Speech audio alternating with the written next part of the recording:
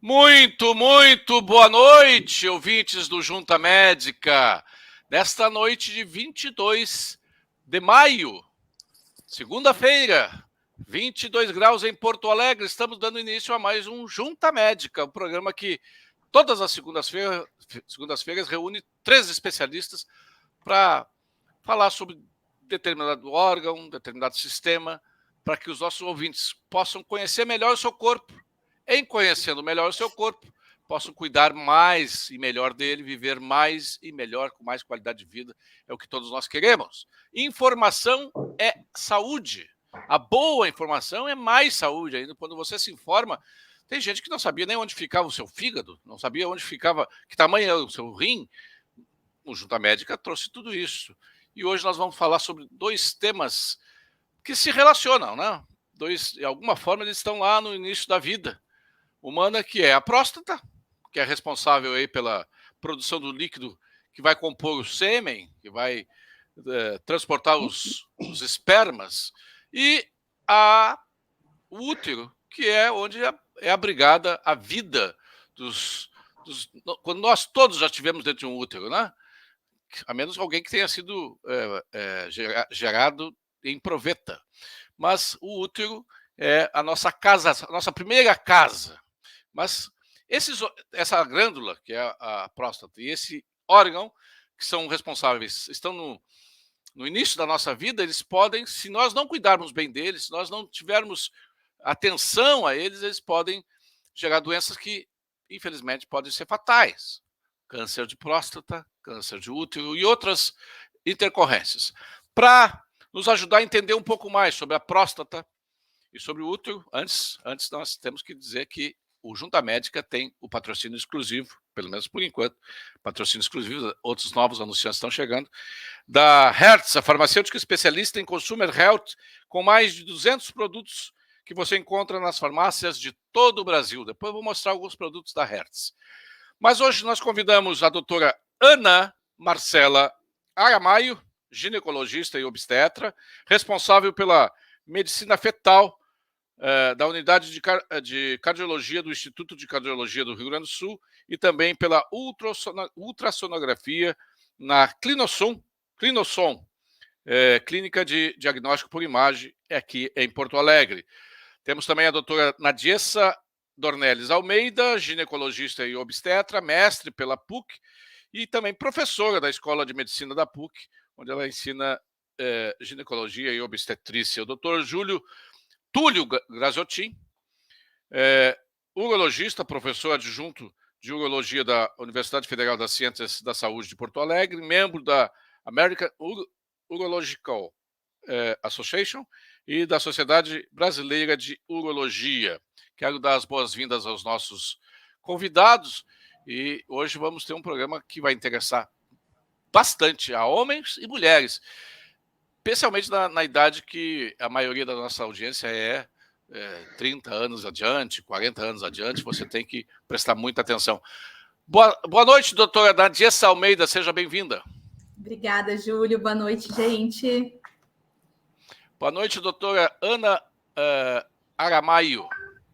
Boa noite, Júlio. Boa noite a todos que estão nos assistindo. Aramaio é mexicano? Não, meu pai é boliviano. Boliviano. Então temos um Almeida, que é português, uma boliviana e um gringo. O Túlio Graziotin, meu amigo Túlio Graziotin, seja bem-vindo. Tudo bom? Tudo bom, Júlio? Prazer estar aqui de novo contigo e com as gurias. Hoje tem 2 obstetras, 2 ginecologistas, até porque o útero é mais complexo do que a próstata, e temos um urologista. Eu quero começar com a doutora Nadiessa. Doutora Nadiessa, nos fale assim das coisas mais essenciais do útero feminino, que vem sendo preparado desde da infância, adolescência e tal, e como é que é o útero, como é que funciona e quais são as principais características do útero? Perfeito. Então vamos lá, como boa mania de professor, eu tô com o meu molde aqui, ó, Júlio, para mostrar para os ouvintes, tá? Então, o útero, ele é um órgão fibromuscular, então ele tem músculo junto, pequenininho, isso aqui é o tamanho de um útero de uma mulher que nunca engravidou, ó, ele cabe na palma da minha mão, 6, 7 centímetros numa mãe que nunca gestou, né? E ele tem uma característica principal que é reprodução. Então, todos nós estamos aqui graças ao útero. Eu brinco que até os provetas, hoje em dia, eles vão acabar parando ali dentro do útero, mesmo que tenha sido realizada a fecundação ali em laboratório. A grande função do útero é a reprodução, e ele é um órgão que tem uma conexão direta com a saúde da mulher. Então, todos os meses a gente vai ter uma produção hormonal que é feita no ovário que está juntinho com o útero, vai ter um estímulo desse útero, vai ter a menstruação, então ele vai cursar com alguns sinais que vão dizer para a mulher que está tudo funcionando hormonalmente bem nesse corpo, é uma das principais funções. De vez em quando ele dá um probleminha, né? Pode acontecer em uma outra mulher. Olha, eu como homem não sabia que era desse tamanho o útero, eu sempre imaginei maior, né? Pequenininho, ele é, para quem nunca engravidou, ele é pequeno. Aí, conforme vão passando as gestações, na gestação ele fica enorme, né? Ele sim, claro, o tamanho da criança. E conforme a mulher vai tendo filhos ao longo da vida, ele pode ter uma tendência de ficar com um tamanho um pouquinho aumentado por essas fibras que aumentaram. Doutora Ana Aramaio, Ana Marcela Aramaio, desde quando o útero já está pronto? É depois da menarca, a primeira menstruação, que o útero já está pronto a receber um bebê? Em tese, sim. A partir do momento que a menina, lá ao redor dos 12, 13 anos, começa a menstruar, já tem a capacidade, digamos assim, de engravidar. Então, ela poderia engravidar, embora a gente saiba que uma menina com 12, 13 anos ainda não madura, digamos assim, para receber uma gestação, não é o ideal, certo? Então, o ideal seria mais para o final dessa adolescência, a partir do final da adolescência, mas fisiologicamente já é possível que exista uma gestação a partir do momento que começa a ter ciclos regulares e depois da menarca. Obrigado. Doutor Túlio Graziotin, o que é a próstata? Eu falei no início que é uma glândula, mas como é que é essa glândula? Qual é o tamanho? Qual é o peso? Qual é a principal função da próstata? Júlio, a próstata é uma glândula que ela está localizada abaixo da bexiga e ela só é acessível com o exame do toque retal. Então, esse é o grande diferencial do homem e da mulher. A mulher, ela acessa o colo uterino com o exame ginecológico, no especular, quando se coloca o aparelho especular. O homem não, o homem ele necessita de um profissional que examine a próstata através da via retal. Isso é o que constrange a maioria dos homens para fazer o exame de toque retal. Mas, semiologicamente, que é a parte que estuda os sintomas da medicina, é muito importante a gente abordar a queixa do paciente e examinar o paciente, os testículos, o pênis, a próstata, porque tem uma série de patologias. A próstata, ela produz 30% do sêmen. Em torno de 69% é produzido pelas vesículas seminais, que estão ao longo da próstata, e somente 1% é um líquido do testículo. Por isso que os pacientes que fazem a vasectomia, eles não notam a alteração do sêmen, que é o ejaculado, a ejaculação masculina. Então, a próstata, ela é presente em todos os homens, ela se desenvolve com um hormônio chamado testosterona, a partir da puberdade, e ela pode ter dois problemas principais: o aumento benigno da próstata, a hiperplasia benigna de próstata, e o câncer de próstata, que é uma doença maligna, que é uma doença muito grave. Tirando esses dois, existe uma outra doença que também vocês podem ter ouvido falar, que é a inflamação da próstata, chamada prostatite. Então, basicamente, essa é a função da próstata. Deixa eu já lhe perguntar, doutor, já vamos entrar mais a fundo. O senhor falou aí em toque retal. E tem gente que diz assim, tá, mas eu faço PSA. Que tipo de controle o PSA pode dar? e individualmente ele é suficiente ou ele tem que ser acompanhado, depois de uma determinada idade, sempre tem que ser acompanhado pelo exame de toque? Nós, da Sociedade de Urologia e as sociedades mundiais, a gente não deixa de fazer o toque retal. Nós não deixamos de fazer o toque retal porque somente o PSA ele não tem uma sensibilidade e uma especificidade para a gente fazer o diagnóstico de câncer de próstata. Por sinal, o diagnóstico de câncer de próstata ele é complexo. Então, o paciente analisar o seu PSA não significa nada. Vou te dar um exemplo. PSA abaixo de 4 nanogramas por ml, já 25% dos tumores a gente perderia se não examinasse esses pacientes. Então, nós preconizamos que se faça os dois. O toque retal é importante para uma série de coisas, inclusive para diagnóstico de câncer coloretal, câncer que está no reto, no intestino, também a gente acessa por meio do toque retal. Obrigado. Depois nós vamos ter mais dúvidas sobre esse assunto. Doutora Nadiessa, as mulheres costumam conhecer o seu útero? A senhora atende, eu imagino, mulheres desde da puberdade, desde que vira mocinha. Elas costumam conhecer o seu útero, consegue identificar e entender o que é o útero? Eu acho que isso tem melhorado, tá, Júlio? Com o acesso que elas têm tido à informação hoje em dia, eu tenho percebido que elas têm chegado com um pouquinho mais de informação a respeito do útero. Eu acho que o grande contato das mulheres e das meninas com o útero inicia ali nas primeiras menstruações.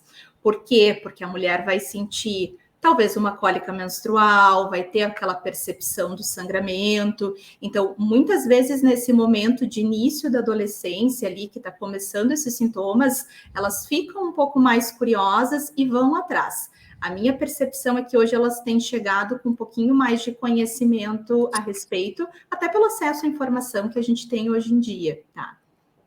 Doutora Ana Marcela, me digam o seguinte, hoje em dia, a iniciação sexual é mais precoce do que há, sei lá, 20, 30, 40 anos atrás. Isso, de alguma forma, afeta a saúde do útero, não? Na realidade, o que é importante, né? As meninas e os meninos também, estão começando a vida sexual mais precocemente do que há um tempo atrás. Então, a quantidade de informação e a qualidade de informação que esses adolescentes terão, vai fazer a diferença no cuidado da vida sexual e do futuro reprodutivo de ambos, né? Hoje em dia, a gente tem uma situação que é bastante preocupante, que é a infecção pelo HPV e das demais doenças sexualmente transmissíveis. Então, é importante que se dê a orientação em casa, sempre começa, né, pela mãe, pelo pai, enfim, pela família, mas que se possa levar esses adolescentes, nessa fase de transição, eles passam do pediatra para o ginecologista ou para o ebiatra, que é o especialista em adolescentes, para que eles possam ter as informações necessárias do ponto de vista de cuidado, de anticoncepção, de cuidados com higiene específico, de cuidados de proteção para a transmissão de doenças sexualmente transmissíveis, enfim, como fazer essas coisas, como poder se proteger. Acho que isso é importante tanto para os meninos quanto para as meninas. A vacina do HPV, na realidade, trouxe uma luz para isso, né? As meninas, então, se começou a vacinar as meninas. O que é o HPV, senhora? O HPV é um vírus, o papiloma vírus humano, é uma família, na realidade, de vírus, em que alguns subtipos dessa família, digamos assim, estão relacionados com o câncer de colo uterino. Então, é muito importante que elas possam ter esse acesso à vacina. Então, isso se começou a vacinar as meninas. E, logo em seguida, isso foi estendido para os meninos também, porque ele não está só relacionado com câncer de colo de útero, está também relacionado com outros tipos de câncer, mesmo fora do sistema reprodutivo. Então, e eu acho que isso trouxe luz em relação a isso, aos cuidados, que às vezes as pessoas falam muito das meninas, mas os meninos também precisariam, depois o Túlio até pode comentar.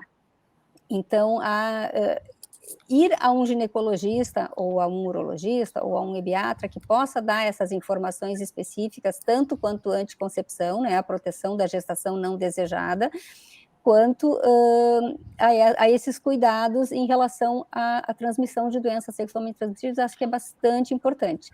Elas, muitas vezes, as meninas manifestam esse interesse, logo que começam, até como disse a Nadiessa, elas começam a ter algum desconforto, podem ter cólica, um pouquinho de irregularidade menstrual, o que está dentro do esperado nos primeiros 12, 24 meses, né, logo depois da primeira menstruação. Então, surge aí a necessidade de, eventualmente, ter essa conversa com o especialista, e acho que isso é interessante. Pois é, doutor Túlio, isso as meninas. Os meninos, esse início mais precoce da atividade sexual pode ter algum impacto sobre os seus órgãos reprodutores, especialmente sobre a próstata, que é o tema de hoje, não? Não necessariamente sobre a próstata, porque a próstata se desenvolve normalmente no indivíduo que tem a fisiologia normal, como os testículos. O primeiro, para os pais entenderem, o primeiro sinal que o guri vai ficar adolescente é o aumento do tamanho dos testículos.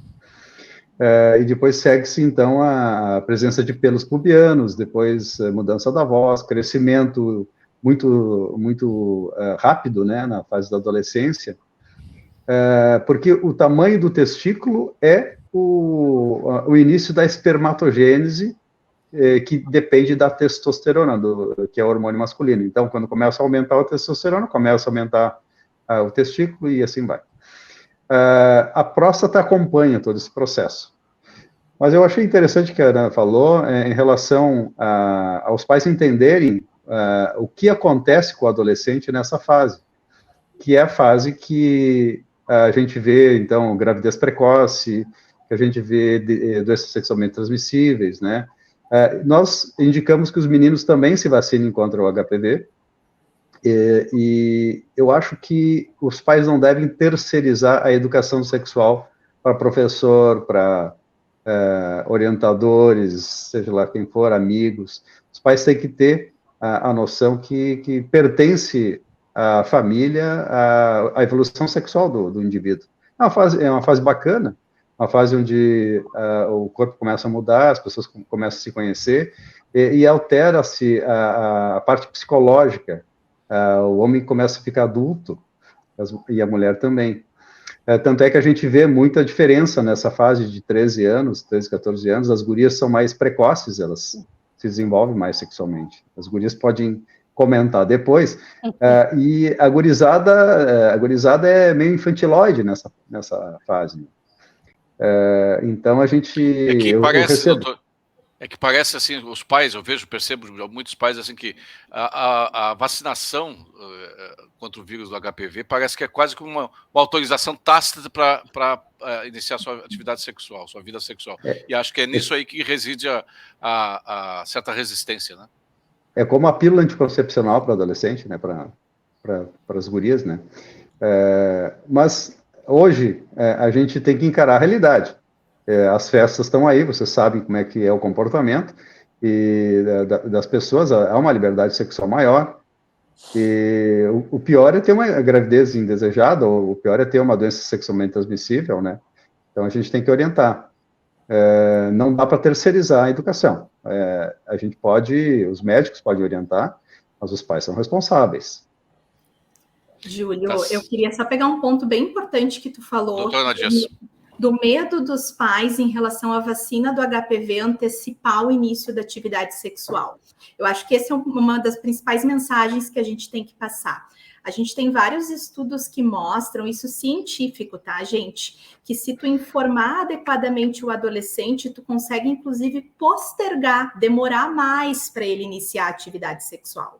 E a vacina do HPV, a gente não tem nenhum dado que sugira que ela deixe as crianças ou incentive as crianças a iniciarem atividade sexual mais cedo.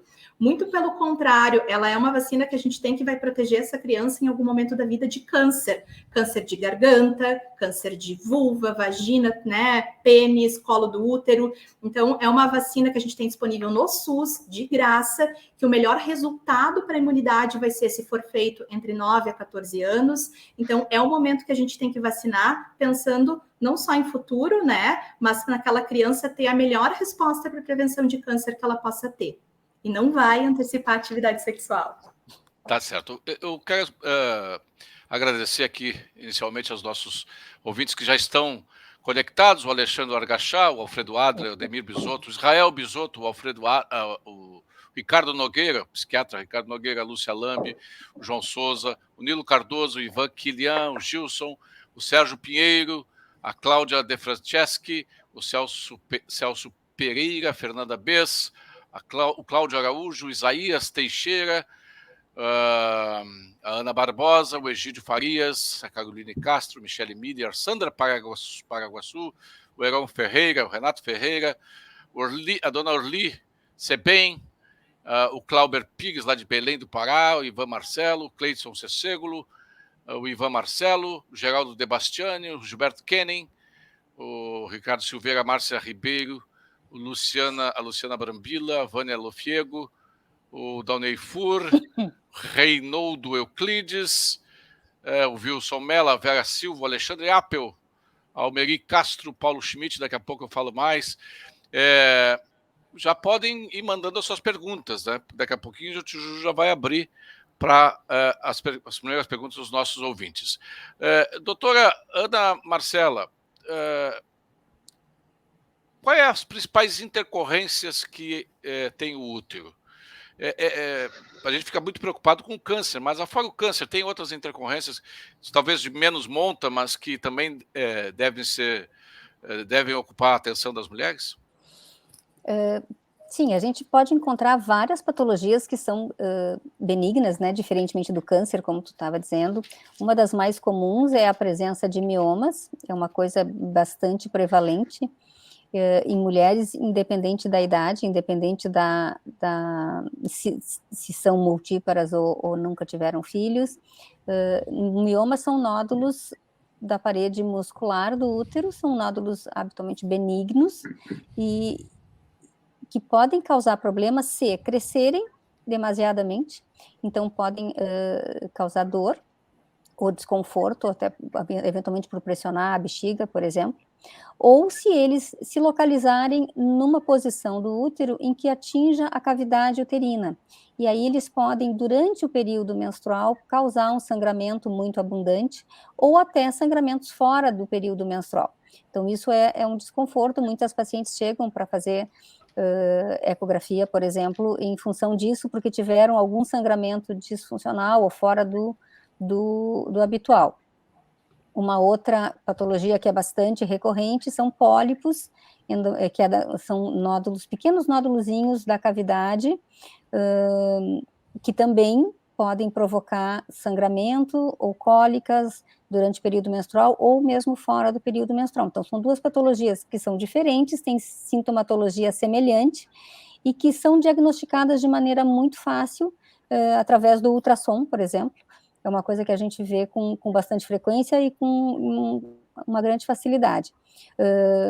Os pólipos, eventualmente, na maioria das vezes, os médicos decidem pela retirada deles, e os miomas, como eu disse, não são necessários que sejam, não são cirúrgicos, o tratamento não é cirúrgico, especificamente, só se eventualmente algum deles atinge a cavidade, a paciente, por exemplo, deseja engravidar ou tem um sangramento aumentado, então aí é importante fazer essa retirada e liberar a cavidade para, então, essa possível gestação.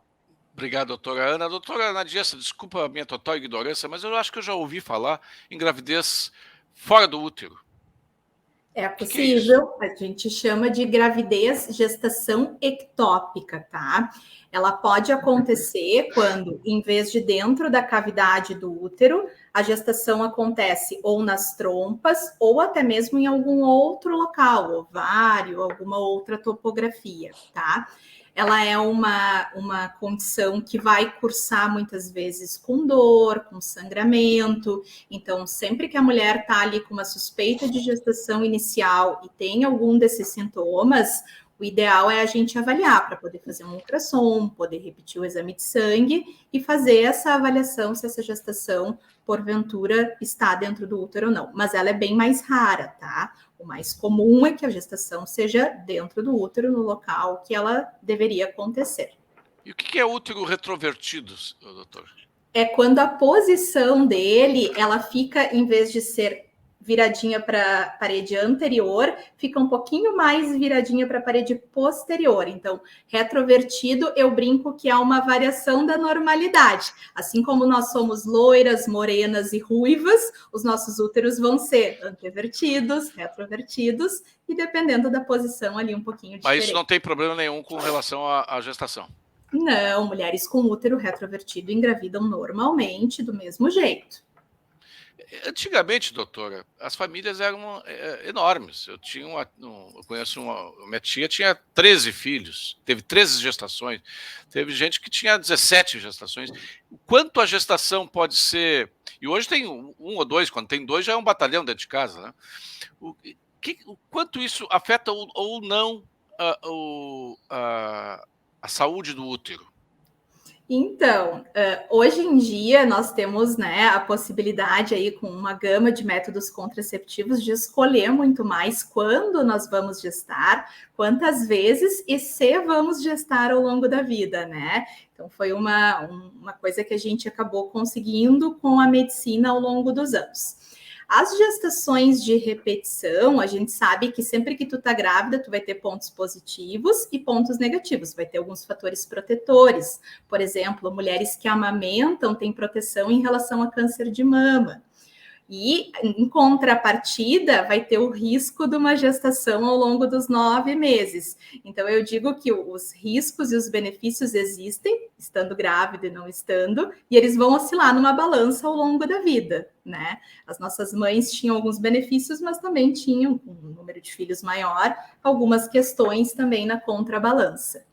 Essa balança, ela é mais benéfica ou mais maléfica, ou menos benéfica, para mulheres que têm filhos e mulheres que não têm filhos?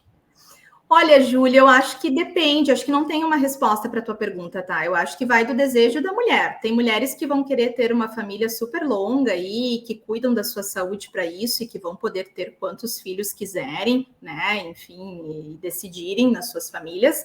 Mas existem mulheres que às vezes têm alguma condição clínica mais importante, paciente com uma diabetes super grave, hipertensa, que às vezes a gestação vai aumentar um risco para aquela mulher. Então, para essa mulher, às vezes é melhor tu cuidar dessas condições clínicas antes que ela engravide, para poder reduzir esse risco que a gestação pode trazer para essa mulher, tá? Obrigado, doutor Nadia. Doutor Túlio,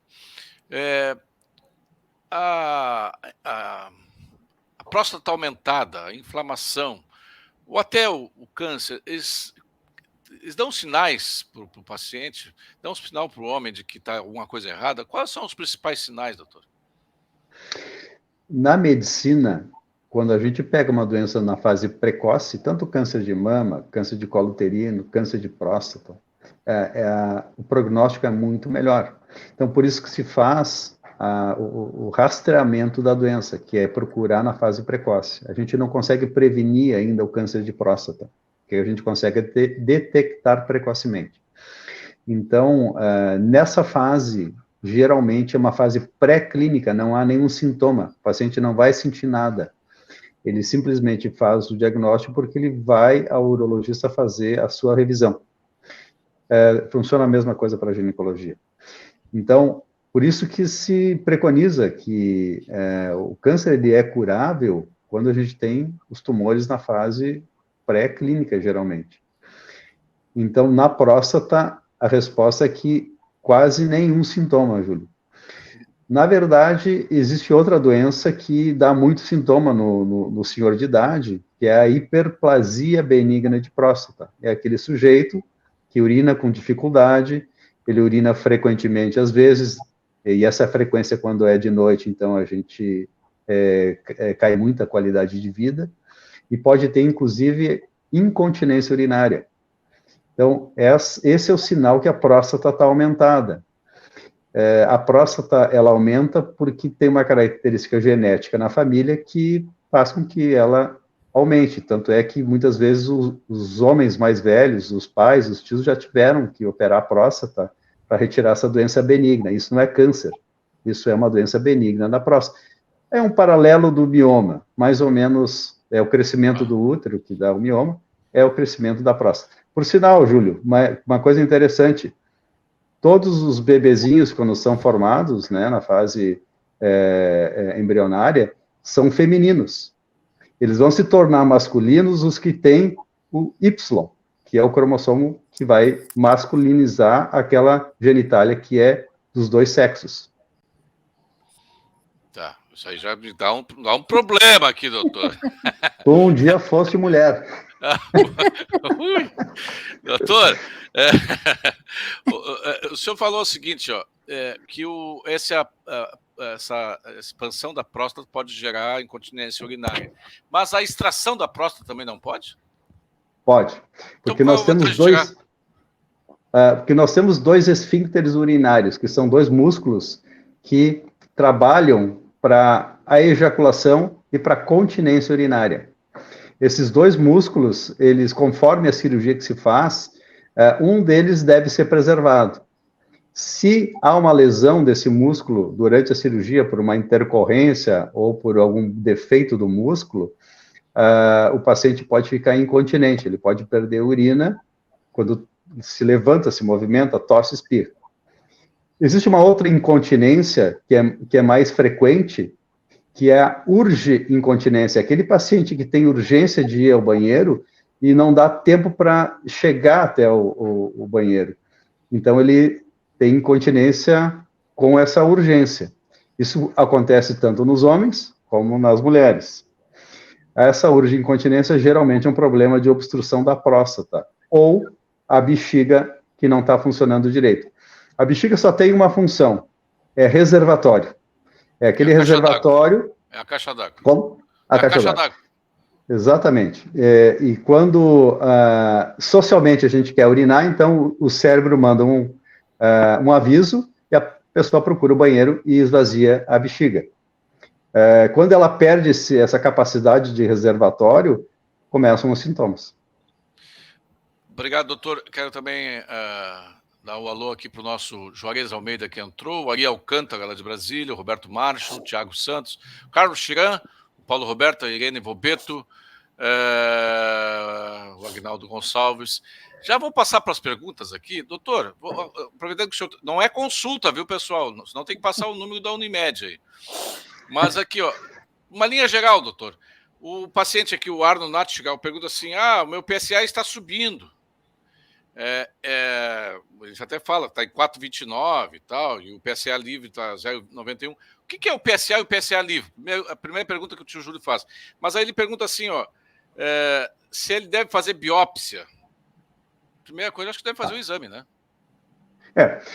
O PSA, ele é um indicativo de ter problema na próstata. Qual é o valor normal? Não existe um valor normal, existe risco de ter câncer de próstata. Quanto mais alto o PSA, maior o risco de ter câncer de próstata.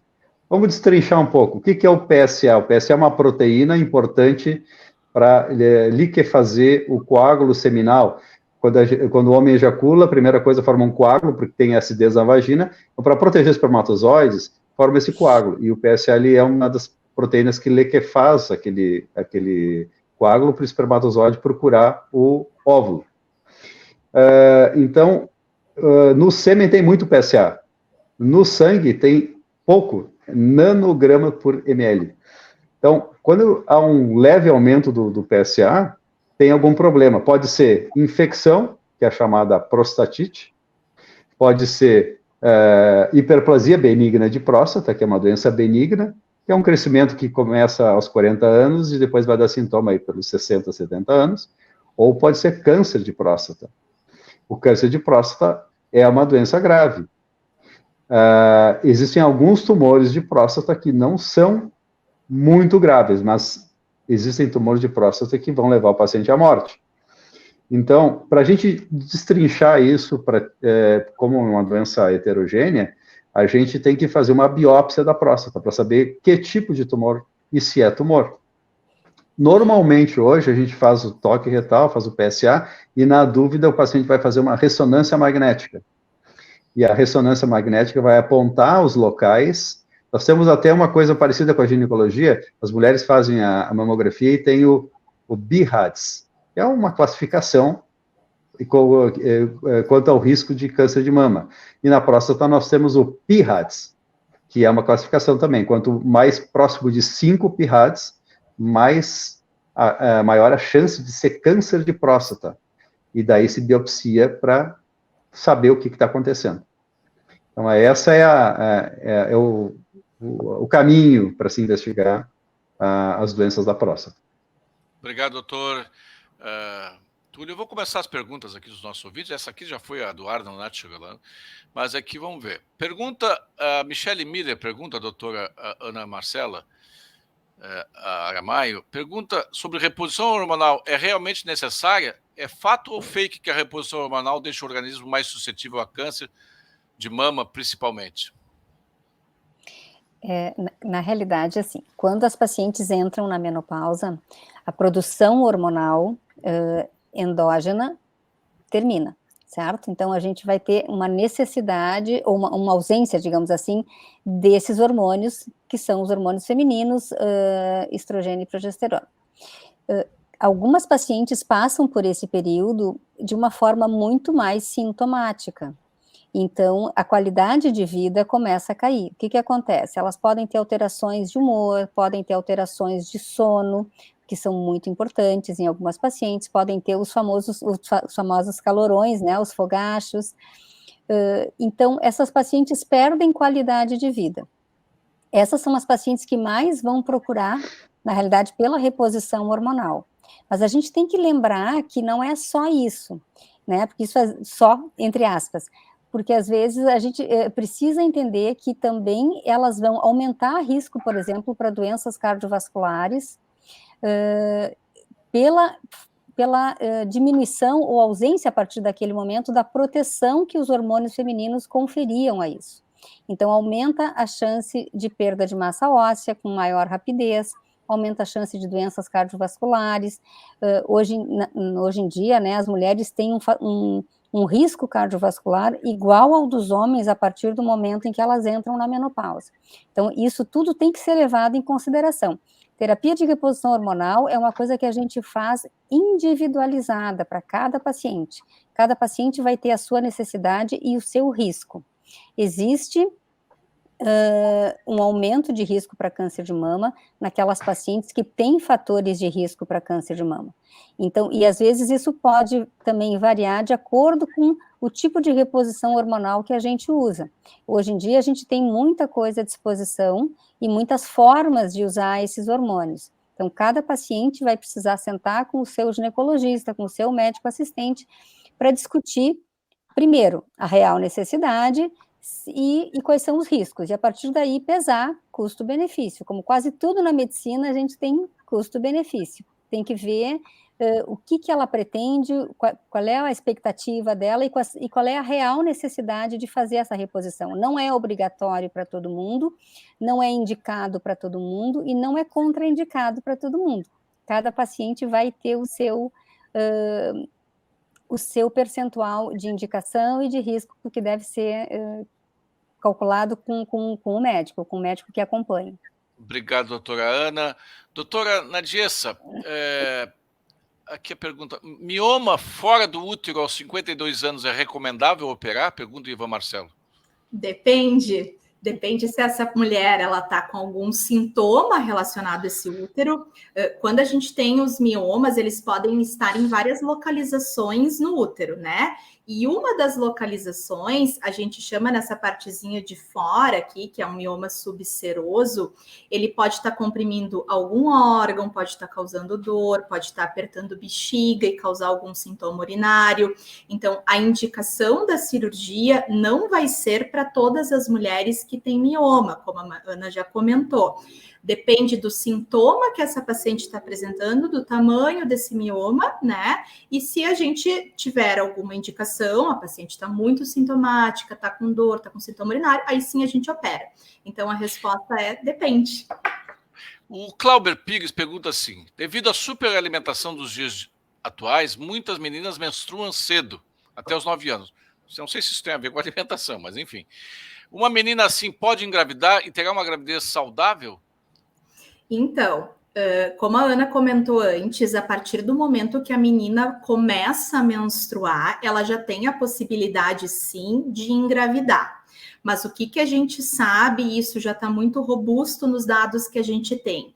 Meninas que engravidam antes dos 14 anos têm muito mais risco inclusive de morte dessa menina, da mãe que está grávida, né? A gente chega a estimar que chega a ser 5 vezes maior esse risco quando a gravidez acontece antes dos 14 anos de idade. Então, fisiologicamente, sim, ela pode engravidar a partir do momento que ela começa a menstruar. Tanto que a gente vê nas notícias, às vezes, casos de meninas de 9, 10 anos que engravidaram. Porém, esse risco é muito maior justamente por essa imaturidade que elas têm ali, tanto do sistema reprodutivo quanto do corpo, né? Então, o ideal seria postergar um pouco mais essa gestação para ali depois dos 14, 15, 16 anos, se pudermos. Tá certo, obrigado. Doutor Túlio Graziotin, qual é o tamanho, pergunta o Egídio Farias, qual é o tamanho da próstata para um homem de 55 anos e quando aumentar, o que pode ser a causa? Quais exames podem ser feitos? Exame de sangue não deu câncer. É aquela pergunta que o senhor já respondeu, mas qual é o tamanho da próstata? Tem tamanho, tem peso ideal, médio? Como é que é? Sim, a gente pode calcular o tamanho da próstata pelo exame físico.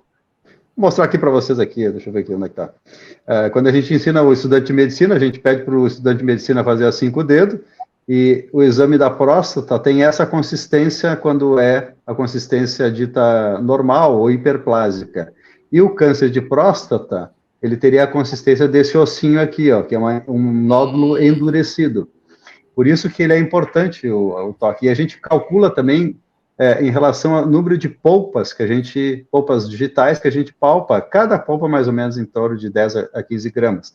Normalmente a próstata aos 20 anos, ela tem um tamanho estimado de 15 a 20 gramas, depois ela vai crescendo, a partir dos 40 ela começa a entrar em hiperplasia, e daí tem vários braços de crescimento, um crescimento rápido, que são algumas famílias que têm genes específicos para crescimento rápido da próstata, outros médios e outros quase não cresce a próstata. Então, é uma característica genética, a gente herda genes, né, e esses genes, eles comandam a nossa vida. Então, um paciente de 50 anos, normalmente a próstata tem em torno de 30 gramas, mas tem algumas famílias em que a próstata cresce muito. E daí começam os sintomas precoces. É raro, mas acontece. Pois é, doutor, isso aí é uma coisa interessante. Eu tenho um amigo que teve câncer de próstata com 32 anos. É raro, tem um ouvinte que está aqui conosco, tem um ouvinte que está aqui conosco, ele não me permitiu, não me autorizou falar o nome dele, ele teve com 49 anos e teve que tirar a próstata com 49 anos. É raro, é mais frequente a partir dos 50, 60 anos.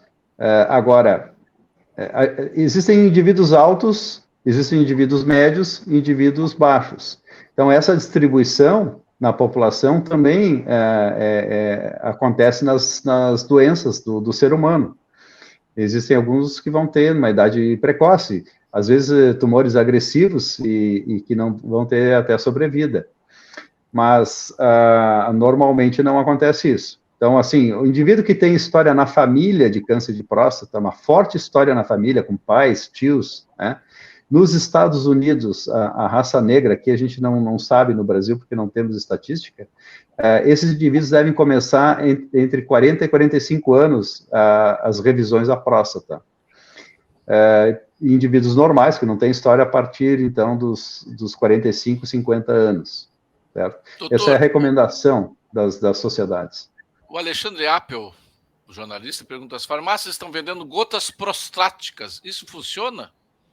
Não funciona. Não existe nenhum estudo científico que isso funcione. Tá bom, eu também a ciência é o nosso farol, né, minhas colegas médicas aqui. A ciência é o nosso farol.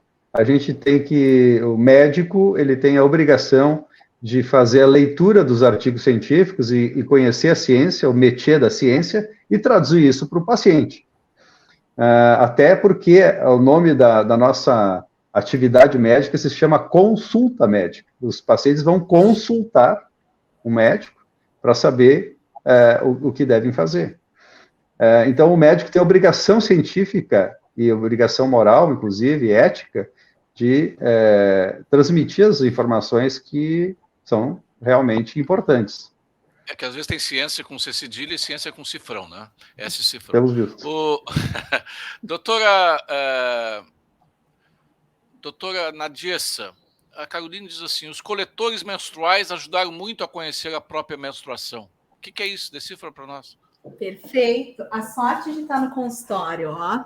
Coletores menstruais são copinhos que foram desenvolvidos para serem introduzidos dentro da vagina e coletar a menstruação, tá?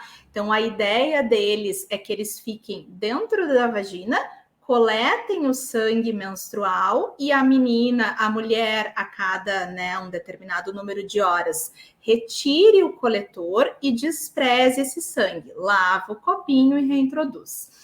A ideia dele é que ele fique dentro da vagina fazendo essa coleta. As pacientes que utilizam, na sua imensa maioria, adoram, e eu acho que ele funciona como uma forma de autoconhecimento para a mulher, porque ela vai tocar a sua vulva, vai tocar a sua vagina, vai introduzir o copinho ali dentro, vai retirar. Então, eu concordo com a nossa telespectadora ali. Realmente, essa manipulação, esse toque, esse contato, ajuda nesse autoconhecimento em relação à menstruação e à vagina da mulher.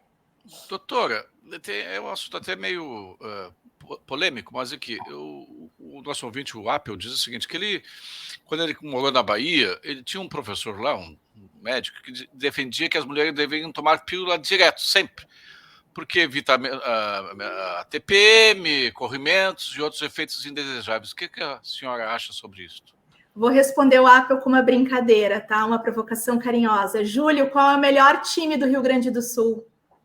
Ah, não vai falar sobre isso, doutor. Não posso falar sobre futebol, né? A doutora estava com o abrigo vermelho no sábado, quando eu testei o áudio e o vídeo. Achei que ela era nossa. Não, ela era deles. Eu sou gremista, tá, gente? Não me odeiem. Sigam gostando do nosso programa. Mas o que é a brincadeira? Depende. Tem mulheres que não vão ter um relacionamento legal com a menstruação, que vão ter muita dor, muita cólica menstrual, um volume muito elevado. Então, para essas mulheres, provavelmente suprimir essa menstruação com uma pílula, um anticoncepcional, algum método que faça esse controle é uma ideia super legal.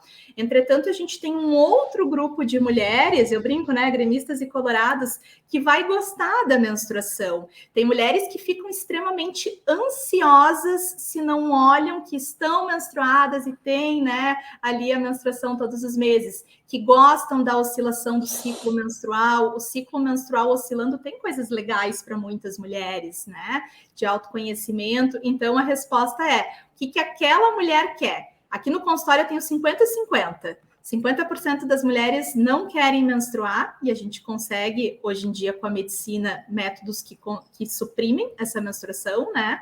E outra metade quer menstruar, e aí a gente tem as possibilidades dela ficar, mas não vai fazer mal, ela pode menstruar normalmente. Doutora Ana Marcela, a doutora Ana Marcela é mais especialista em feto, né? A doutora Ana Marcela Aramaio, ela é responsável pela medicina fetal da unidade de cardiologia do Instituto de Cardiologia do Rio Grande do Sul. O bebê, ele é uma bênção de Deus, sei lá, para quem acredita em Deus como eu. Mas é um mistério da vida, né? O bebê pode, uma gravidez, ao final e ao cabo, pode trazer consequências ao útero? O útero pode ficar ressentido de uma gravidez? Existem algumas complicações que podem acontecer durante a gestação e que podem ter consequências para aquele útero e para o futuro reprodutivo daquela paciente. Então, por exemplo, uma ruptura uterina é uma coisa que pode acontecer, não é comum, por sorte, mas é uma coisa que pode ocorrer. Então, é uma emergência médica, na realidade. Quando a gente tem esse diagnóstico, tem que se tomar medidas imediatas para que aquele bebê nasça, e depois se avaliar bem em que condições ficou esse útero, para ver se essa paciente pode eventualmente gestar novamente. Isso, na realidade, a Nadiessa estava falando antes das gestações em várias gestações, em grandes multíparas, né? Então, a gente via isso com alguma frequência em pacientes que eram grandes multíparas, né? Então, o útero, como ela disse no início, ele é feito por fibras musculares. Então, aquela fibra muscular, durante a gestação, tem um período em que ela distende terrivelmente. Se vocês imaginam que um útero de uma nulípara tem 7 centímetros, no final da gestação, a altura uterina é ao redor de 38, 40 centímetros, tem uma super distensão. Isso é uma coisa fisiológica, depois ele volta ao seu tamanho normal, ou quase isso, enfim, se são muitas gestações, ele não fica tão pequenininho, mas ele, comparado com o final da gestação, é útero bem menor. Então, às vezes, de tanto se distender e voltar, eventualmente ele pode ter alguma área de fragilidade, pode ter, por exemplo, uma ruptura uterina. Isso tem diferença, doutor, entre uma primeira menstruação, uma primeira gravidez, tipo lá, aos 20 anos, e uma aos 45, acima dos 40 anos, a primeira gestação tem diferença em relação ao útero ou aos demais órgãos da mulher? Não necessariamente em relação ao útero. A gente sabe que uma gestação acima de 40 anos, por princípio, é uma gestação de risco, porque ela determina um aumento no risco. Não quer dizer que a paciente vai ter alguma patologia, mas ela tem um risco maior do que uma paciente de 25 anos, por exemplo, de ter uma diabetes gestacional, uma hipertensão, uma pré-eclâmpsia, uma incidência maior de parto prematuro, descolamento de placenta, enfim, tem uma série de alterações que podem acontecer durante a gestação, que são mais incidentes em gestações quando elas acontecem após os 40 anos, independente delas serem a primeira ou não, né? Especialmente se forem a primeira, porque na primeira gestação a gente sabe que alguns riscos são ainda um pouquinho mais potencializados.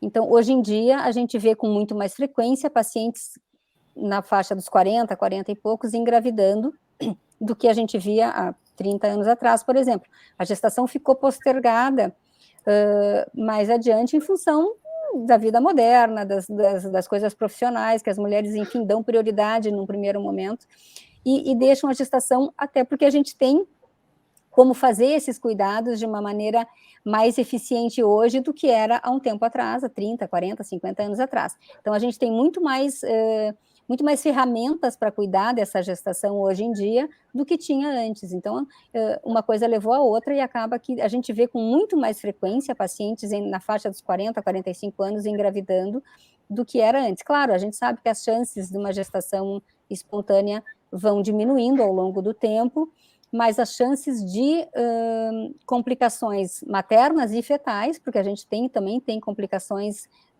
para o feto nessa faixa etária, de alterações cromossômicas, aumento da prematuridade, o que é uma coisa bem importante, né? Enfim, os cuidados com esse bebezinho depois. Tá certo. Obrigado, doutora. Deixa eu mandar um abraço também para o Kaiser, Tito Kaiser, lá de Seul, na Coreia. Gramática Bandeira, não sei de quem é esse perfil. Quero mandar também um abraço para o Paulo Papini, lá de São Paulo. Quem mais aqui conosco de novo? Carlos Pimmel, a Ingi Lori, que também está conosco agora, nos acompanhando. O Ademir Bisotto já tinha falado. A Clara Maria Silva não tinha ainda referido.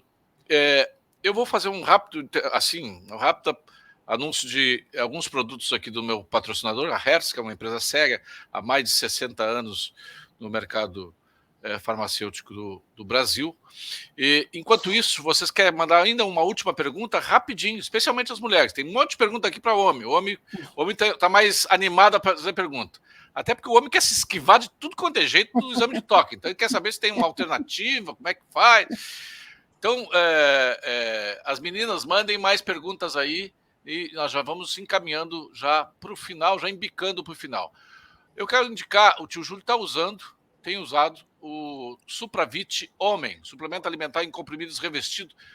Sempre depois do almoço eu tomo o Supravit Homem, que é para aumentar a imunidade, antioxidantes, para aumentar a saúde muscular e o metabolismo energético. Não contém açúcar, nem lactose, nem glúten.